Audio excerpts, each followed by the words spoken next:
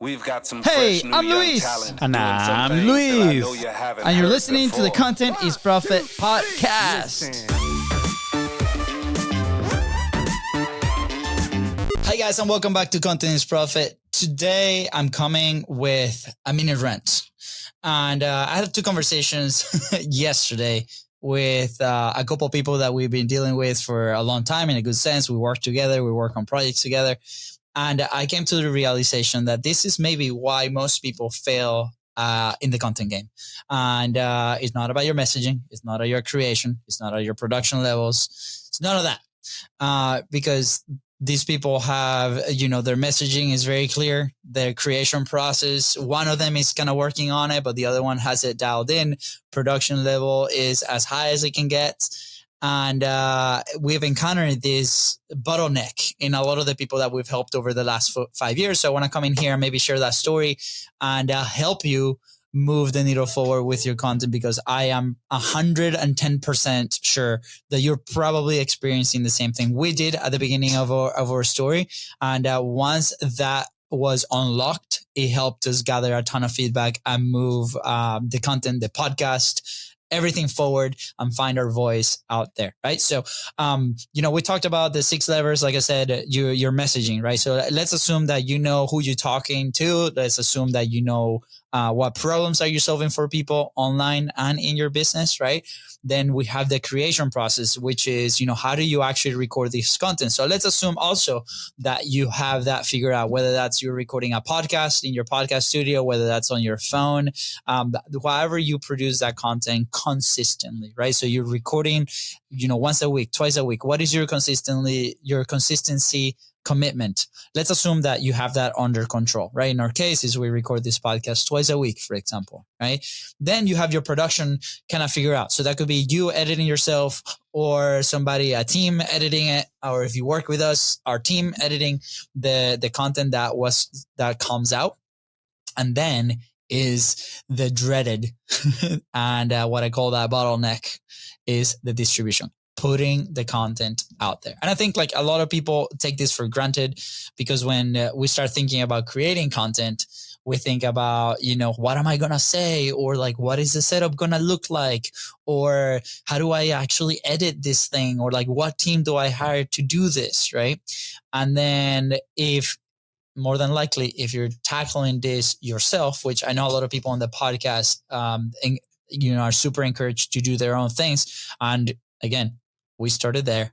No shame on that. Amazing, right? I do believe that everybody has to control their own processes. And there's a stage to this is the distribution, putting the content out there, right? So the first conversation that I had, it was very eye-opening. It was somebody that, we've worked together for a couple of months now. They have a very, very big content output every single week. And, there's a part in our service where you could be a customer and we just give you the content, and then you as a company or as a team distributes that content. So we support there, as in we can jump on a distribution call, explain the framework, what is the content that we're delivering on a weekly basis. And on our side, we assume that you have that under control.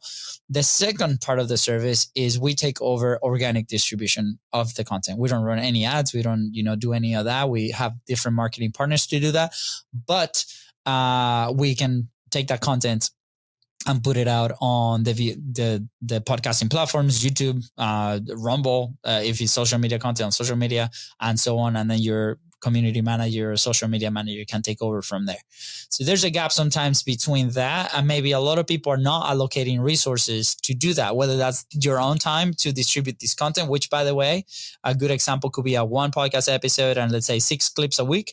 That takes about 2 hours to put out there, writing the captions and so on. So my encourage is pay special attention if you feel like you're not posting enough, or if you have content. And sometimes that's going to stop you from creating more content, because I produce this, I haven't put it out there into the world, I'm not going to create more. So then the circle breaks and we don't receive feedback and we don't get better as creators. So pay special attention to putting the content out there. Right. So this person have massive volume. We're delivering all the content. And on the conversation that we had with them on our weekly check-ins, we find out that out of 70 videos that have been delivered, only 2 has been out there. And the reason I discovered this is because the initial feedback was like, hey, my content is not performing how I need it to perform, for example. And this is not just specific to him. It could happen to any of us, or maybe we have an idea on how that content is going to perform when we put it out there, but it doesn't. Right. And then my question is like, okay, perfect. What's the baseline data? Like, how many pieces of content have we published? What is the average of the metric that you want to measure? And there was no answer, is because the content hasn't been out there. So as a first step is we need to establish that baseline. So if, whether it's a YouTube content, whether that's podcast episodes, social media content, establish your baseline distribution. I want to do this. I want to put it out into the world once a week, twice a week, 3 times a week, daily, 3 times a day. Doesn't matter to me, but make that commitment and stick to that and build the resources to be able to do that. So that's even you. If that's you distributing the content, there's tools out there. We use one called Metrical for social media content. It's amazing. You have Buzzsprout that puts your podcast episode in all the audio platforms.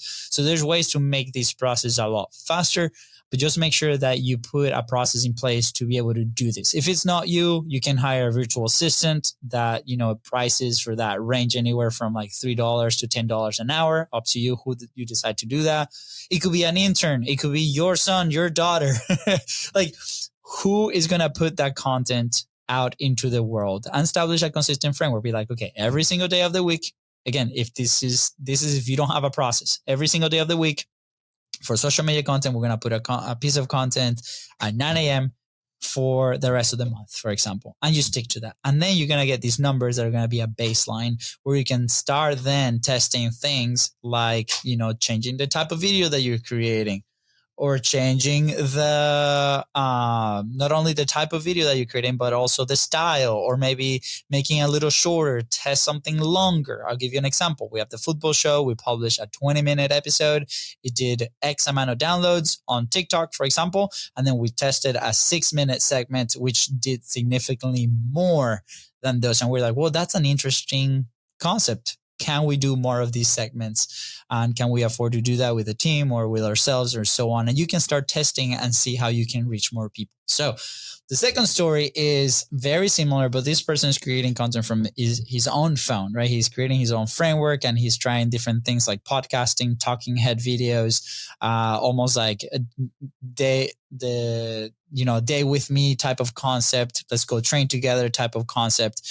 And, he's been creating, but then there was a stage where he didn't publish. So he didn't get any feedback. And then last week was the first time that he was able to publish every single day of the week. And he got very positive feedback from 2 of the videos.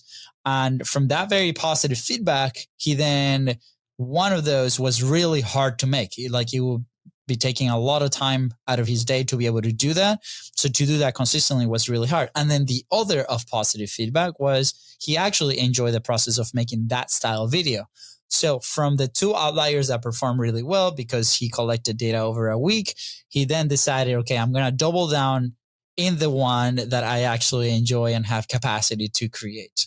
So once you receive that feedback, you can go and adapt and you can do these things, right? So another example with like podcast episodes and clips, for example. So in our specific case, we have a consistent cadence that is podcast episodes distributed Tuesdays and Thursdays.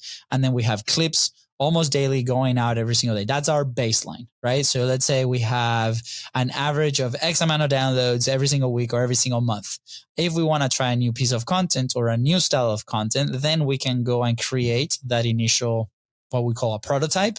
And then we can put it on the feed and see what happens, right? And we're like, okay, we're going to create one of these once a week for the next month. And we commit to that. We create it, we produce it, we distribute it, and then we see what happens. And then you compare both average and be like, okay, these clips took X amount of resources to create, money, time, team, whatever those resources are.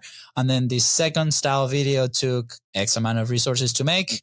We really enjoy doing it. It's something that we see ourselves doing a long time. Okay, perfect. Which one performed better?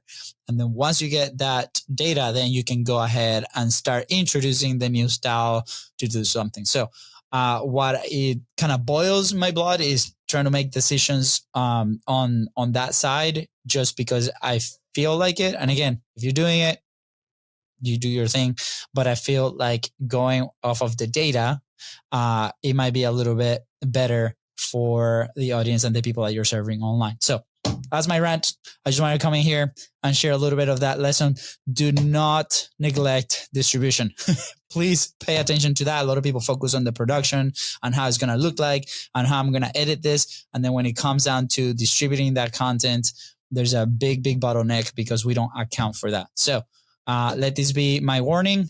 I love you, and I hope this is helpful. Please let me know if episodes like these are helpful, and we'll see you on the next one. Take care. Bye-bye.